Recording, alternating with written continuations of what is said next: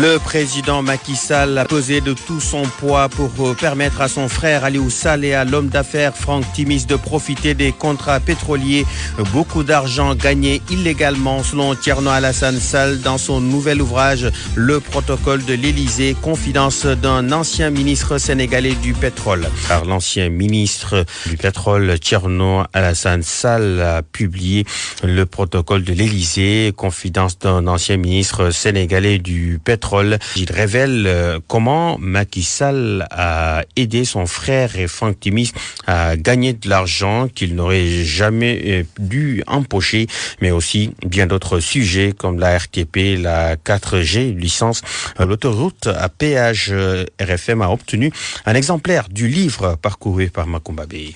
Le protocole de l'Élysée est le 12e chapitre du livre éponyme. L'auteur Thierno Alassane Sall y raconte son interminable combat pour la défense de l'intérêt général. En tant que directeur général de l'ARTP, ministre des infrastructures et surtout ministre du pétrole. Il y révèle comment Aliou Sall a fait opérer des volte-face extraordinaires à son frère de président de la République, alors que Macky Sall et son ministre de l'énergie à l'époque, Aly Ngouille Ndiaye, étaient convaincus que l'attribution des 2 blocs à Petrotim était irrégulière.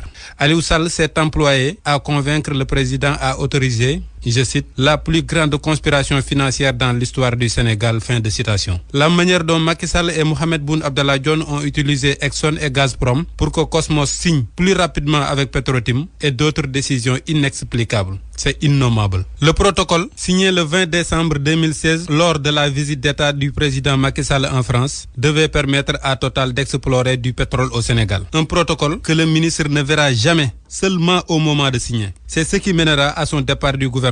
Mais avant, le ministre voulait démissionner à cause de Petrotim. Oh, le chapitre où il rend compte de sa volonté de démissionner. Le 22 novembre 2016, Thierno Alassane Sall se rend au palais avec une lettre de démission, refusant d'approuver la transaction Timis et BP. Le président de la République appelle le premier ministre. Quelle atmosphère! Mohamed Boun Abdallah Dionne, tu dois faire ce que le président t'ordonne de faire. Thierno Alassane Sall, moi je ne suis pas un bouton.